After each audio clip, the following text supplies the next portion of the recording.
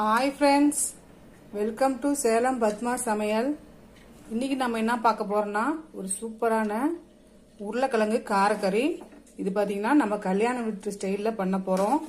கொஞ்சம் டிஃப்ரெண்ட்டான ஒரு பொருள் போட்டு செய்ய போகிறோம். வாங்க போய் பார்க்கலாம். அதுக்கு முன்னாடி நம்ம சேனல் இப்போ தான் புதுசாக பார்க்குறீங்கன்னா சப்ஸ்கிரைப் பண்ணிக்கோங்க. பக்கத்தில் இருக்கிற பெல் பட்டனையும் கிளிக் பண்ணிக்கோங்க.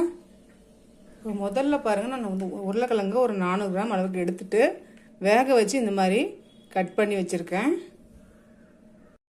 இப்போ பாருங்கள், ஒரு பேன் வச்சுருக்கேன். இப்போ இதில் நான் பாசிப்பருப்பு வச்சுருக்கேன். ஒரு 3 டேபிள் ஸ்பூனு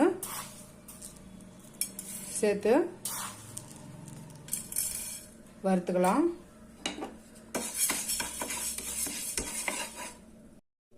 இந்த பாசிப்பருப்பு வறுபட்டுருச்சு. இப்போ இதை நான் ஆற வச்சு மிக்சி ஜாரில் போட்டு கொஞ்சம் கொரகொரப்பாக, ரொம்ப கொரகொரப்பாக ஓரளவு கொரகொரப்பாக அரைச்சி எடுத்து வச்சுக்கிறேன். இப்போ மறுபடியும் பேன் வச்சுருக்கேன். இப்போ இதில் நான் ஒரு 3 டேபிள் ஸ்பூன் அளவுக்கு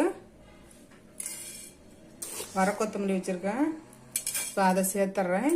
இப்போ இது கூடவே நான் ஒரு 5 காஞ்ச மிளகாய் வச்சுருக்கேன். இதையும் சேர்த்துட்டு இப்போ இதை வறுத்துக்கலாம். இப்போ இதுவும் வறுபட்டுருச்சு. இப்போ இதை நல்லா ஆற வச்சு இது நல்லா நைஸாக பவுடர் பண்ணி எடுத்துக்கலாம். இப்போ பாருங்கள், நான் ஒரு பேன் வச்சுருக்கேன். இப்போ இதில் எண்ணெய் ஊற்றிக்கலாம். நான் ஒரு 3 டேபிள் ஸ்பூன் அளவுக்கு எண்ணெய் ஊற்றுறேன். இப்போ எல்லாம் 1/2 டீஸ்பூன் கடுகு, 1 டீஸ்பூன் உளுத்தம் பருப்பு. இப்போ இது பொரியட்டும். இப்போ கடுகு பொரியுது. 1 டீஸ்பூன் சோம்பு சேர்த்துட்டு இதில் 2 காஞ்ச மிளகாய், கொஞ்சமாக கருவேப்பிலை. இப்போ நான் ஒரு முழு பூண்டு தட்டி வச்சுருக்கேன், அதை சேர்த்துட்றேன். இது கொஞ்சம் செவக்கட்டும். இப்போ பூண்டு செவந்துருச்சு. இப்போ நான் ஒரு 100 கிராம் அளவுக்கு சின்ன வெங்காயத்தை இந்த மாதிரி சாப் பண்ணி வச்சுருக்கேன். நீங்கள் சாப்பாக இல்லைன்னா மிக்சியில் கூட ஒரு ஓட்டி சேர்த்துக்கோங்க. இது கொஞ்சம் வதங்கட்டும். இப்போ வெங்காயம் வதங்கிருச்சு. இப்போ 1/4 டீஸ்பூன் மஞ்சள் தூளும், இதுக்கு தேவையான அளவுக்கு உப்பு சேர்த்துட்டு இதை வதக்கிக்கலாம். இப்போ நம்ம அதை வேக வச்ச இந்த உருளைக்கிழங்க இதில் சேர்த்துடலாம்.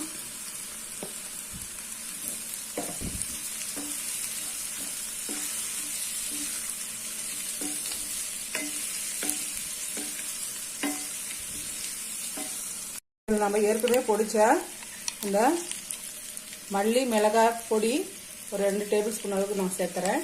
மீதி பொடி இருந்தால் எடுத்து வச்சுக்கோங்க. வேற ஏதாவது பொரியல் பண்ணும்போது கூட நம்ம யூஸ் பண்ணிக்கலாம்.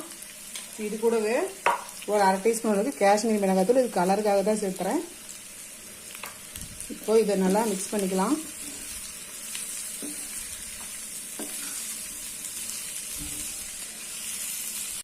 இப்போ ஒரு 2 நிமிஷம் அப்படியே இருக்கட்டும். உப்பு காரம்லாம் அப்போ தான் நல்லா ஏறும். நமக்கு மெதுவாக பரட்டி விடணும், இல்லைன்னா கிழங்கு உடஞ்சிரும். இப்போ நான் கொஞ்சமாக பெருங்காயத்தூள், இப்போ இந்த பொடிச்ச பாசிப்பருப்பை சேர்த்துடலாம். இது சேர்த்து பாருங்க, கொஞ்சம் டிஃப்ரெண்ட் டேஸ்ட்டாக நல்லாயிருக்கும். டூனாப்பில் போட்டு மிக்ஸ் பண்ணிக்கலாம்.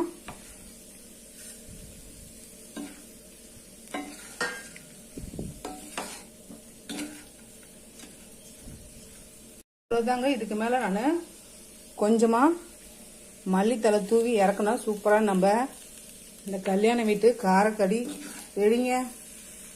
இந்த வீடியோ உங்களுக்கு பிடிச்சிருந்தாக்க லைக் பண்ணுங்க, ஷேர் பண்ணுங்க, கமெண்ட் பண்ணுங்க.